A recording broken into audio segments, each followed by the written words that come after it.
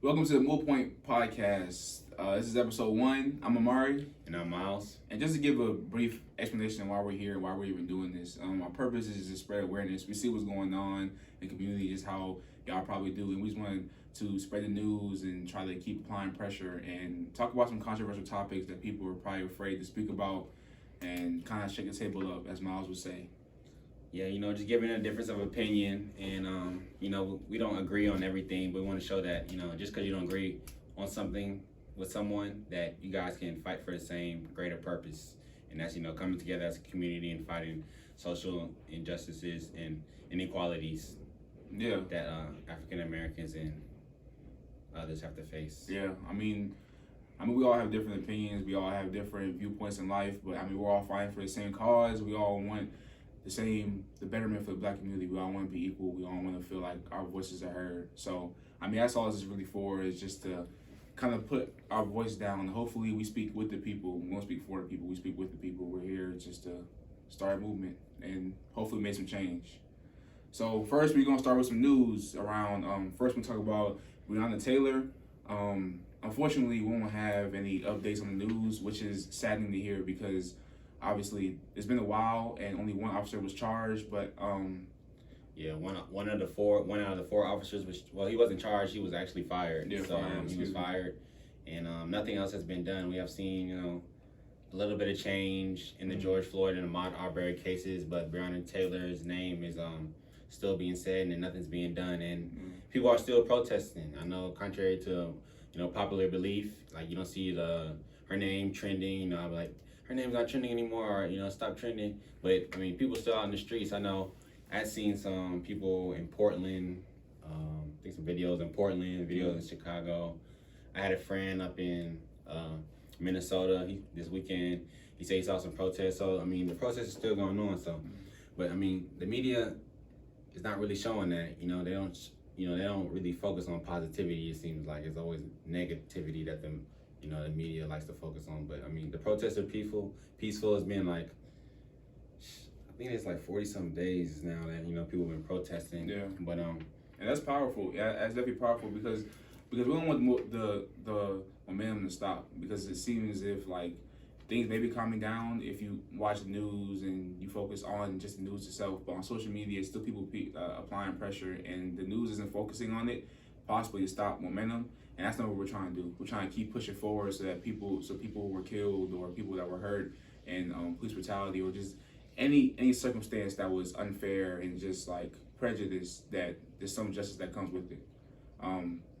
But yeah, I guess since we've been marching for a while now, just like you stated, I'm still wondering like what we can do to maybe help the cause. I believe we got to switch it up. We got to change. I don't know exactly what we can do, but I know some change needs to occur in the way we're going about it. Because it's beautiful to see that protests have been going on for 40-something days. Like, in any other cases like of the police brutality before this, I don't think there's ever been, that many days in succession of protests. Yeah, I don't think so either. I can't recall. I know it's been, the LA riots and stuff before our time. We were just born in the late 90s, so we didn't really see any of that. So, that's powerful, but I think we got to kind of shift our energy and focus, because there's been, like, other cases of police brutality, and I see names, like, coming across, like, and it's saddening to say, disheartening, like, I can't even keep up with the names.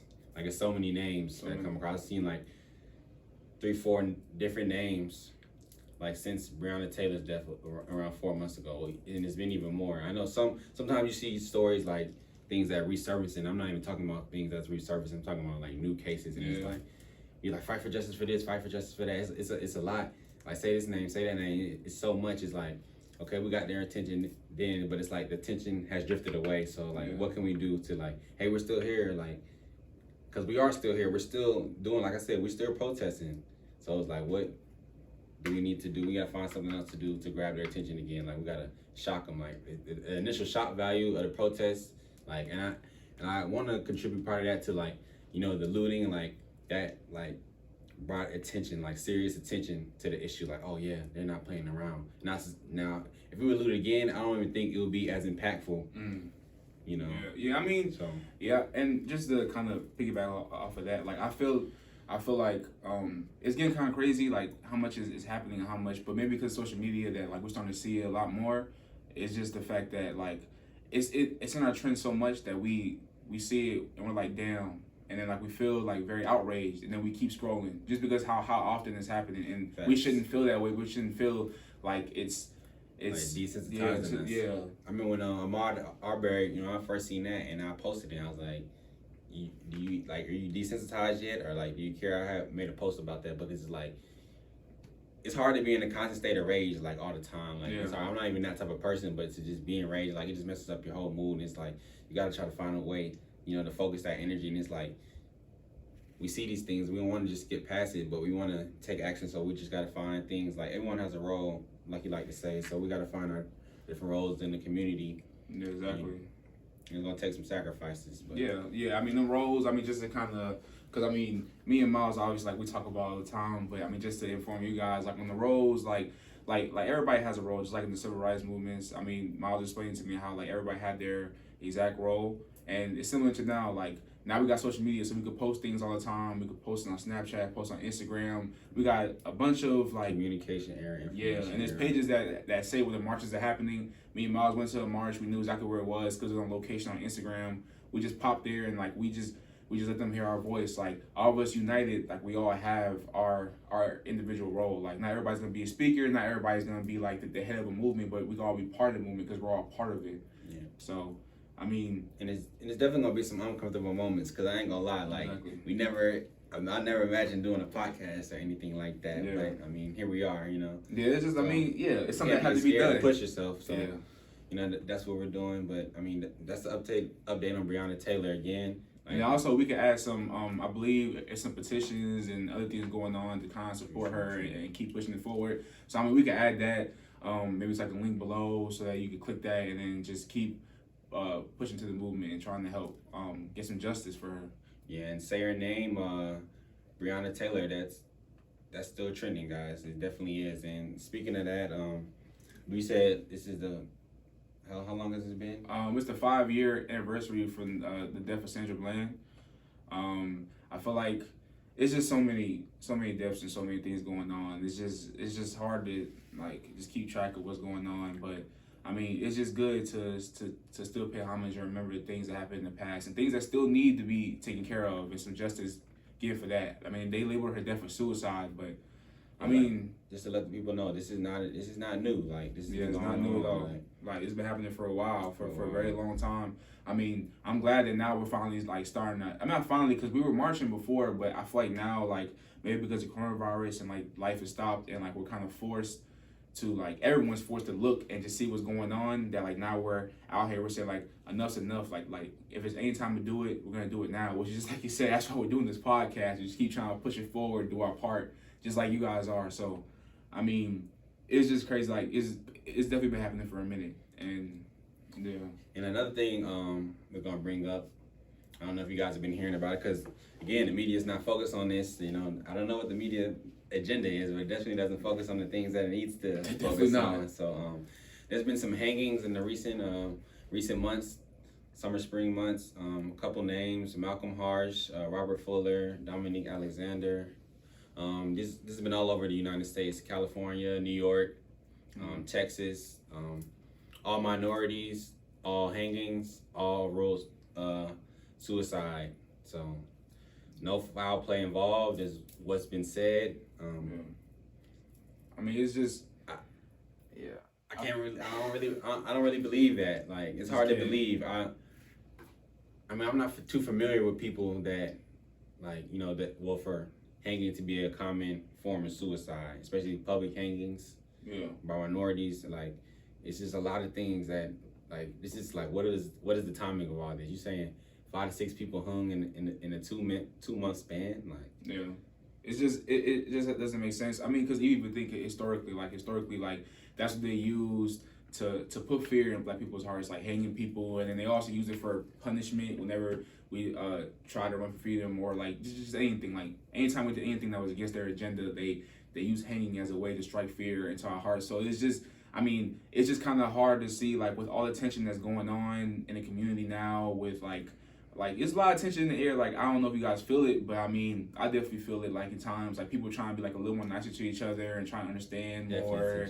and like companies are trying to say like we're for the movement and everything, which I love, I wholeheartedly love, but there's still a lot of tension in the air, especially with the videos of people saying like all lives matter, which once again like no one's saying that all lives don't matter, but we're saying all lives can't matter until Black lives matter, because say it again, man. Because you can't say that all lives matter if you don't think Black lives matter, because right now you're saying all lives matter, but you're saying that some lives matter more than others, and like we ain't rocking with that at all. Like we just not rocking with that, because it's obviously not true. And so we're gonna keep fighting for Black Lives Matter until we honestly feel as if that you respect our lives as just as important as you respect yours and your family. Well, you and your family's lives. Speaking for some white people or some other people that don't feel the same way. Yeah, back to you saying all the tension in the air. Like, well, first of all, I was running in my neighborhood. Like we ran, me and you was running all May and stuff. We had did a little tribute to Ahmaud Arbery when we found out about it, and that was in April. Crazy thing again, media not covering it. I'm finding out late April about this. Like this is not like police brutality. Like this is civilian. It was a civilian killing another civilian. But the incident happened in February. We didn't find out till late. Yeah. To late April, and I don't even know how we found out, but it was like information got leaked. Like it wasn't even like we supposed to find out. Like they had already like put the case to the side. Like, oh yeah, the attention that we brought to the case is the reason that the case was opened back up and people and like pressure was applied. At first, when it came out, it wasn't a video. It was just a picture of him and like it looks like he was going to prom or like a senior picture or whatever. Yeah. That's all we had, and then like people just started posting it. Then it came out with a video, and it was like, wow, this is way worse than we thought. And they've been had this, and it took them 2 months and pressure for that to come out. But it's like tension has increased, like you said. Like I said, we was running in May. We did a little tribute. We ran, all May every time. Yeah, and then what's crazy about that is like you posted that. I remember you showed me that. Like I think a month after it happened. And then like we were talking about it, like we were trying to run, and like we would post like run for Maud, and like it didn't really hit, like you said, it didn't really hit the news until like 5-6 months later. And then after it hit the news and people started finding out, that's when they decided to finally press charges on those people. Like they weren't gonna press charges if like no marching. That's why we say all the marching is good, and like it's good to keep applying pressure. Gotta apply pressure. I mean, you have to. But what I was originally talking about was the tension and like you seeing people divide, like they're picking a side. Like we're picking this side, but like we have people like the people of the cause that we're fighting, they're picking their side and they're showing it more. Like I was running 2-3 days ago, and like in my neighborhood, it's like so many American flags now. Like I've never seen this many American flags, and it's like, dang, where all this come from? But now people are picking a side. People more comfortable speaking out about things. They're comfortable showing who they really are, showing their characteristics. So it's definitely tension. So the hangings that occurred at the time that it did, it doesn't seem like that it was just a coincidence. Yeah, it's just the time. It's just hard to believe. So it's just the time that it happens. Like it's just not like logically. Like it's just not like if you use your common sense, it doesn't make sense. Yeah, and the fact of like that, like if a police officer kills a Black person, it takes them weeks and weeks and weeks and weeks to figure out what happened. And like we have video evidence of what happened. They just have to figure out like, oh, well, we gotta do further investigation to see like what we gotta watch the videos and see like what happened and see like what charges we should give them. But then we see people getting hung, and you just rule it as like foul play. And even besides that, like people.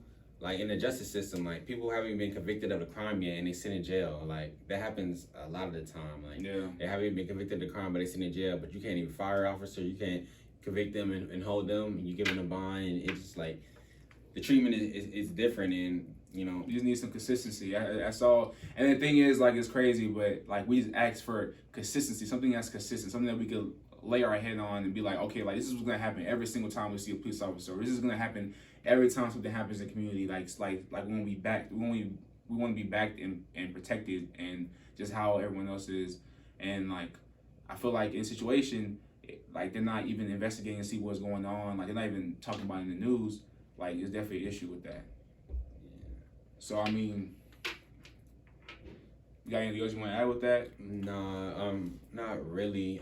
But it's just you got to be careful of certain apologies from certain people. Like some people or some companies like they're just I guess pandering to her, so they're just trying to feel like that they have to say something. Like you cannot not say something at this point. So it's like they're just saying this thing to like clear their name, but you got to be careful. Like they said this sorry statement. Like I feel like we're harsher on like some of our own people, like canceling our own people than canceling other people and like other corporations, like because it's difficult. Like for instance, like we don't want to stop doing stuff because of the convenience that they bring. Like and these people that of our culture that we cancel don't bring that certain convenience, so we just quick to cancel them. But we gotta be even across the board. Yeah, that boycotting, the stuff when we had that week of boycotting like different places, and people were saying, oh no, like we have to shop here on this exact day.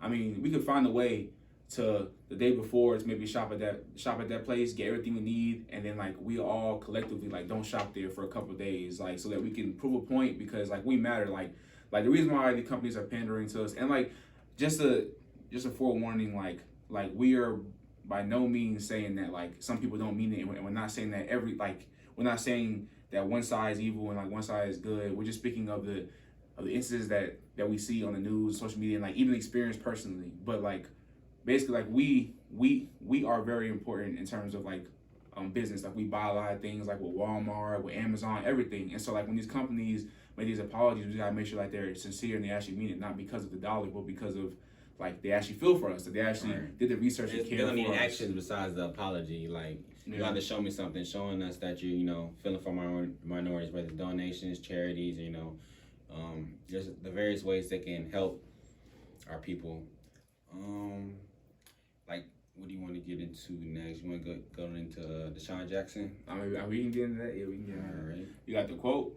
So yeah, just a backstory while he put up the quote. Deshaun Jackson is a football player. He plays for the Philadelphia Eagles, wide receiver, and he posted this tweet, kind of similar to everybody else, trying to get more knowledge and stuff on like what's going on like with Black history and try to get like a deeper understanding, just so he can empower himself and empower the people. He has a large following, but the reason we're kind of choosing this quote is because the NFL has been going through a lot. A lot of people have been speaking out, different voices of opinion. Athletes, they have a bigger platform, so they've been trying to use that platform for a greater purpose. And the NFL, not to say that this is kind of the start of the movement, but it's like when police brutality was first, like I guess brought into more public eye, was due to Colin Kaepernick. So. We want to shout out Colin Kaepernick, and and we can talk about and we talk about that too. But we can go ahead and get into this first. Yeah. But the quote said, Hitler said, because the white Jews know that the Negroes are the real children of Israel, and to keep Americans secret, the Jews will blackmail America. They will extort America. Their plan for world domination won't work if the Negroes know who they are. The white citizens of America will be terrified to know that at this time they've been mistreating and discriminating and lynching the children of Israel. So that's the quote he said. So we've had numerous quotes, I guess, in the last month from Deshaun Jackson, Drew Brees, but he's receiving a lot of backlash right now, and I think it's understandable. It's understandable. It's definitely understandable, and it's warranted at that because I mean, before I started, when I said Hitler said, you're probably like, well, I mean, it's nothing good going to come out. First off, that's not the person you use. That's not what you said. So I mean, just saying that is what. I mean, just sent people over the edge, and I feel like he should have, just whited out that just one little part, because the message I believe that he was trying to put out was lost just because of that. Yeah. And it made it seem like a hateful statement, even though that wasn't his intention. Yeah. I mean, yeah. Even that, it's just that like, I think his intention, because he even said in his apology, like his intention was to empower the Black community, like because I mean we all need that right now. Like we're all sitting here like, dang, like. We're getting attacked, like, why is this, like, what's going on, like, what's the point, like, how did all this systematic racism start, like, how did we get here, and so I think he's using his platform, kind of doing his research to try to figure out, like, why, and kind of show people, and I feel like a lot of celebrities, like you said, a lot of athletes are doing that, which is very important, but you gotta be careful who you cite and the source you use. You gotta be careful, because that's everything. That's literally what you're standing on, like, even in school, when you sit in school and they say, oh, who'd you quote, and you say Wikipedia, they give you an F, like. Because Steven Jackson, I know y'all probably heard him speak up about it, because he was cool with George Floyd. Yeah. Yeah. So yeah. and like, he was definitely. And but he said like he kind of agreed to what Deshaun Jackson was posting. Like I don't know exactly what he said, but they was like, man, you're discrediting yourself. All the stuff that he was speaking out good and about George Floyd. Like he was speaking out about the people, and then like discrediting what he said. So you got to be careful about how you go about things. Because they will try to discredit you. They will try to discredit you. They will try. No matter your history, they'll cut it off quick. It's just I feel like it's the urgency of like wanting to have knowledge and like wanting to display to the world and like for people to feel and hear us, like feel our pain and hear us and hear like what we're trying to say, because it's been a long time people were turning a blind eye. Like for example, we can go ahead and go to the Drew Brees. Like I mean, I could read his quote real quick. Definitely do that. He was like, I believe we should all stand for the national anthem and respect our country and all those who sacrificed so much for our freedoms. That includes all those who marched for women's suffrage in the 1920s and all those who marched in civil rights movements and continue to march for racial equality. All of us, everyone, represent that flag same way I represent all the citizens of our country, no matter their race, color, or religion. Yeah, and to add to that, he said the main part people were mad about, I think, was I will never agree with anybody disrespecting the flag of the United States of America or our country. Yeah, and it's with that, like, I guess, like, the reason why I bring that up is because it's the whole perspective. Like, it's proven ignorance. Yeah, like, his perspective is completely different. And, like, by taking the knee for the flag, like, by no means were we disrespecting veterans or anything, because we respect this country. Like, we love this country because this country, like, we have a lot of freedoms and, like, we're able to do a lot of things. But the purpose of us doing it is that literally the purpose of the flag is to say that we're all united. And we're not united right now because there's a lot of tensions, a lot of things going on that happen to one race with black people that aren't happening to other people. Yeah, I mean, we're not united because there's no equality. So exactly. Until we get equality, we can't claim to be United States at all. So that's the first thing. And it's like, Drew Brees, you're in the NFL. Like he was in the NFL, and it's like I said earlier, Colin Kaepernick like first brought the limelight, to the attention of police brutality, like to I guess people that didn't, recognize it as an issue before. Yeah. And like he explained himself right after, like in the interview, right after he kneeled, like why are you kneeling? He explained like what it's about, the game right after. And I mean like, and he continued to fight for it. It's not like he did that and then stopped. He left the NFL and he kept. No, he got kicked out. He got what's it called? Blackballed. Yeah, he got blackballed. And the thing is like. And so that's why I'm kind of angry at the fact that like people use that as the reason why they kind of like disregard like the real reason why we're doing it. Yeah. Like Colin Kaepernick, he started the kneeling movement. Like give like all power to him, but he started the movement. He explained to people that he's taking a knee because of police brutality, because we're not united, and he doesn't feel like he's part of his country because like everything that's going on to his people, to our people, and so. For somebody to just flip that and like in the heat of the moment, that's why he received most of his backlash. I believe was because it was the heat of the moment, not like exactly what he said. What he said was like man, come on, bro, you're not getting it. But it's like how you're not getting it when the reason that we're going through what we're going through at this very moment is due to social injustices and police brutality. Black people getting killed, which you've seen, like you saw it now. Like if you didn't see the video, someone saw, or you know what's going on. So it's like, how could you say that at this moment? And it's like, the NFL didn't really, I don't know if the NFL forced a statement out of him apology. He made an apology himself. They didn't seem like, oh yeah, Drew Brees, you need to go take this action to understand further about what's going on. Like these things he did in himself. But in the Deshaun Jackson case, they already put in a punishment for him. They didn't release what the punishment. They didn't release what it was, and then like he has plans to go to like Holocaust Museum to see things, and then like people want to meet with him, but like Drew Brees, you already been met with like you should know this, like you play with minorities, a bunch of black you players, should know that. In a predominantly black city, so you should definitely know what's going on. Which is even crazy because I heard like he did a lot for the city, like he did a lot for. Oh yeah, definitely. He did a lot for them. But I went to LSU, man. Them people love Drew Brees down there for real. I mean, like he probably is a good guy, but it's just the fact that like it's just the perspective. It's like what you're willing to allow in, and like I feel like you brought that point up, and it made me think like 5 months ago, like would this be a big deal? Like if he would have said that like kneeling. Wouldn't it be because. That's what the NFL has been saying this entire time. Yeah, so that's what I'm thinking. So like, it's really because the heat of the moment. See, as we go back to what we're saying, like, you gotta be very careful for what you hear because like now they changed the whole script. He's been saying like this has been saying like the NFL. That's what I'm saying. You gotta watch for certain apologies. Like the NFL is like, it's like they're trying to like, oh yeah, we understand now, like what is like, how didn't you understand before? But it's clearly like some players don't understand. Like Drew Brees just happened to speak out and say it.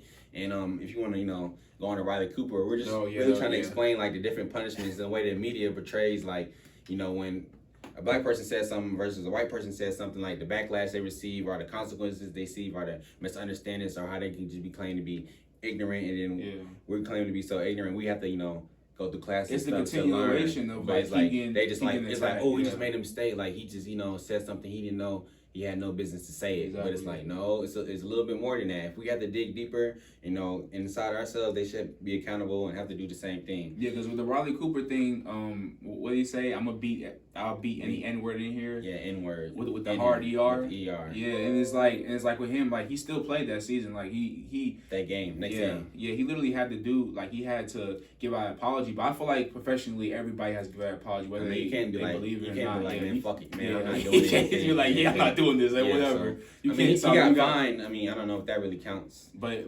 it's just the fact that like it's continuation of getting attacked. Like it's like we can't make mistakes. Like we make a mistake and even if the intentions wasn't, because obviously like it was terrible. Like talk about the Holocaust.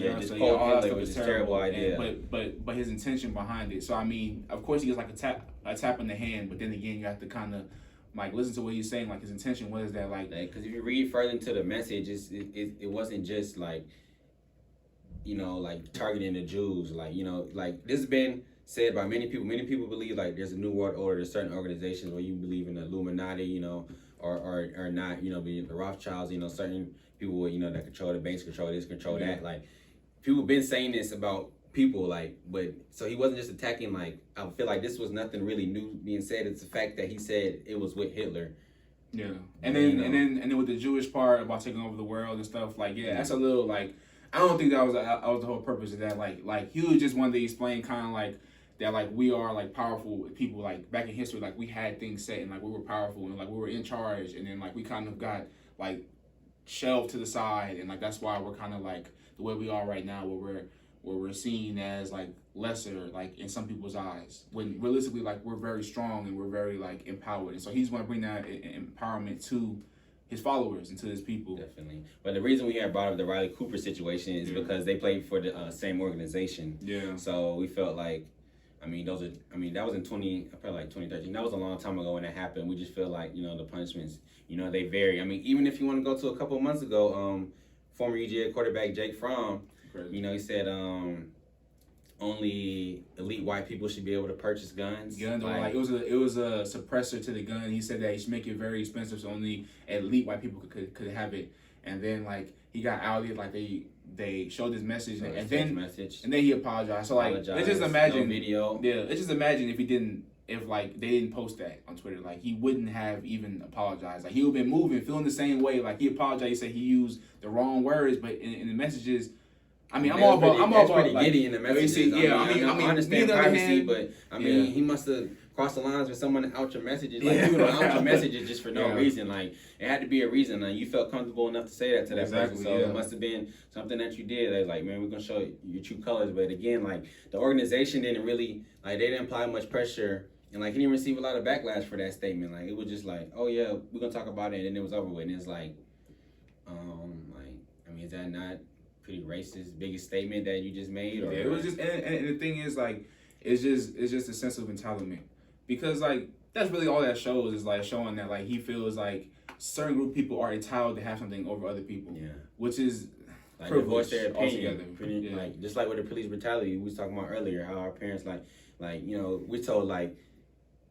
It's hard for us to be told to express our rights. Like when we come in police, you're like, man, just do what they say, man. Exactly. You don't want to get altercations. You don't want to rile it up. Like you don't want to do nothing like that. But they, other people speak freely, and it's like, it's minimal things that it's like, oh yeah, they're just exercising their right to freedom of speech. But like if we do that, like the punishments are not the same across the board, and that's like in every system. Whereas the justice system, or just I don't know what kind of system you call the NFL, but just organizations throughout, like we have to like walk on thin ice or on a tightrope. We have to watch everything we do, everything we say, and it's just not equal across the board. And then it's kind of like a damned if you do, damned if you don't type mentality, because like we're kind of taught at a very young age to respect police officers. Like they're the authority figure. Like when we're in trouble, we call them. Like when something's wrong, we call them. Like we look to them as borderline superheroes. At like serve and protect. I mean, that's yeah. what you think. I mean, when you're little, at least that's what it's and deemed then like. and then we're kind of hit in the face with the idea that like we're treated differently. Like when we see them, like we gotta put our. I mean, I know a lot of people put their hands on the dashboard. You gotta like be very carefully. Like you gotta let everybody. Like you gotta let them know every time you're about to move. Like, hey, I'm about to grab my wallet. You gotta be very slow. And it's just like, it's just disheartening. Like they should. I mean, they'll pull a gun on you, hold a gun, or ask what you're reaching for quick. I mean, this happened to me a few times at that. Like, and it's like you giving me you telling me to do something, I do it, and you pulling the gun down. It's like, there's no way like I should have to fear for my life, or you're feeling for your life in that situation. And it's only because of the skin color that I have, like, and that's just unacceptable. So.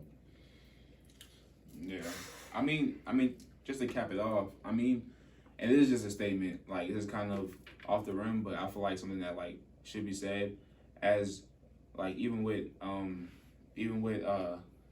the police officers, like they took the oath and they decided that they want to take this responsibility to be in charge of the people and protect the people. Police officers, lawyers, yeah, judges. they all took that oath, and so just because you decided to do that and protect the people.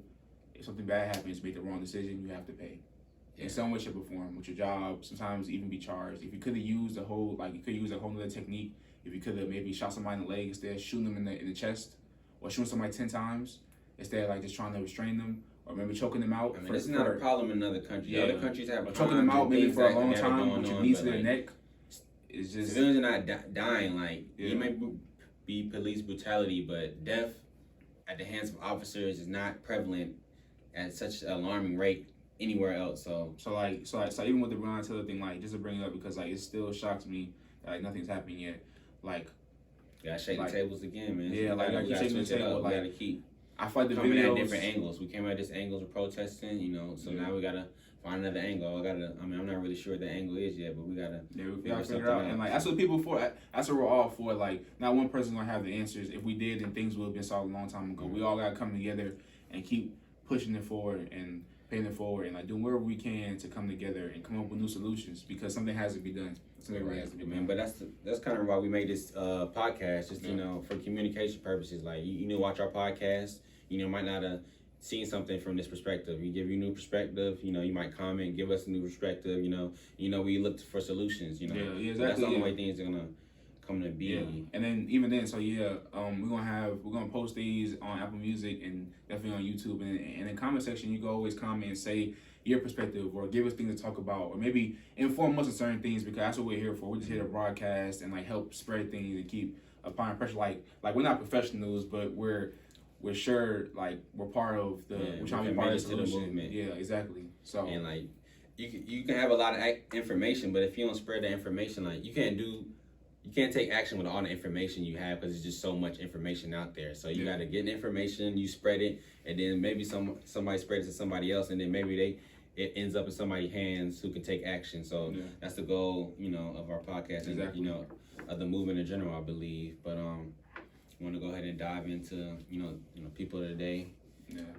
Person of the day. Something positive. Yes, I mean it is something positive to bring up people that are really doing good, that are sacrificing a lot of things to make change that we may have seen on social media like Instagram or something, but we don't see it as much as we should. I mean we see the Will Smith and Jada stuff a lot now, and like I mean we see all the jokes and the memes and stuff, but we don't see the things. And I understand like we can't sit in this movement every single second, every single day, but it's always good to just keep pushing forward and like paying homage to people who are actually like pushing the movement.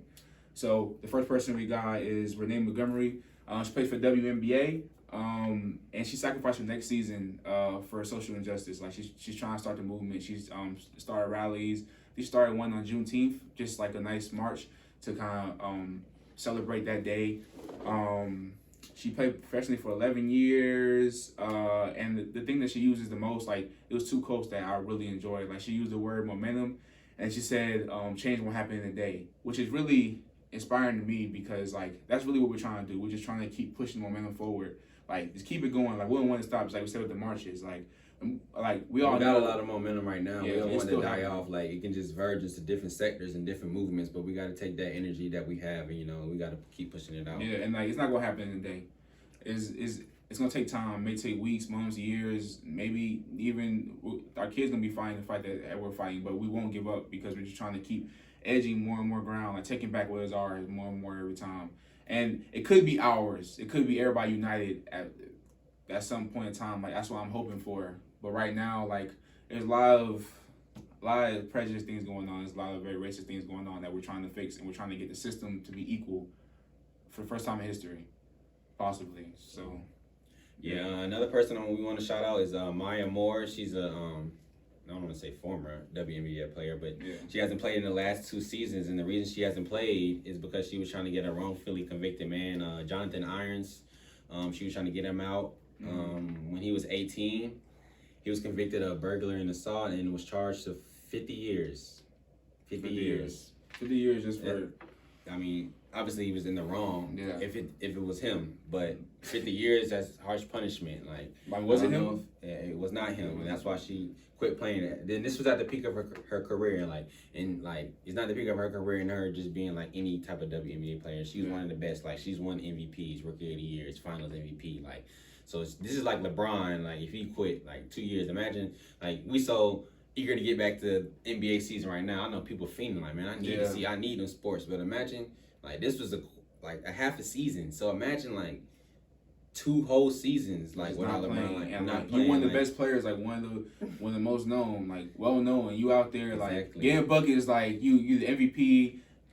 She won a championship, I believe. Yeah, and like she's really good. Like everybody knows what she is, and you say, you know what, like something's big, like something that needs more attention than this. Like I work hard for this, but it's like bigger than me, so that I need to actually focus on. So she met the dude Jonathan Irons when she was playing basketball for Connecticut, and I guess that's when they were introduced to each other, and she was introduced to his situation in the case. So she went into WNBA, and I guess he was still like in jail, and I guess it just stuck with her heart, and she felt like she needed to do something, and so he was in jail. He's been in jail for 22 years. He was freed recently, about a month ago, and basically he had there was some DNA from the crime scene that they didn't put, in the crime report or bring to the table, and it would acquitted him from being there at the crime scene.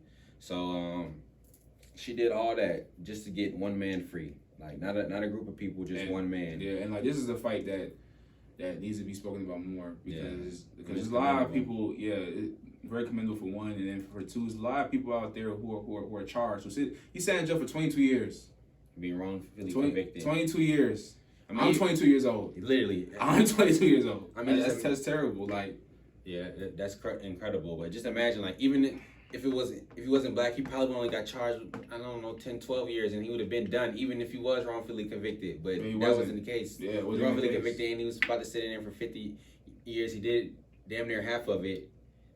And and then he finally said, "Oh yeah, my bad." You can't like, I'm sorry, you wasn't. I mean, you can't pay someone. You can't repay that. You can't give somebody that time back. Like that's priceless time that was wasted. But you guys should look into that story of Maya Moore and Jonathan Irons. Like you'll be amazed at people at that sacrifice. I mean, that's on. I remember you saying earlier that's like Muhammad Ali type stuff that she did. So. Yeah, I mean, and just so if y'all don't know, like Muhammad Ali, like he's a boxer. And like he sacrificed a large portion of his prime in jail because he refused to go to war to fight for a country that didn't fight for him.